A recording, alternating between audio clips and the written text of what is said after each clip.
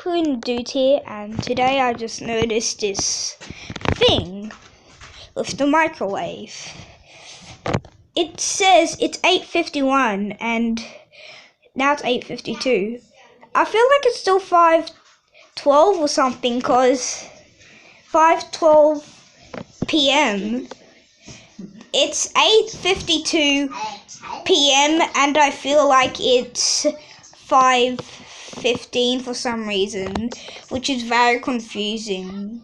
And I felt like that last night at Mummy's house it was 10:05, but instead here, when I feel like it's the opposite, it's the exact opposite as I was thinking it was.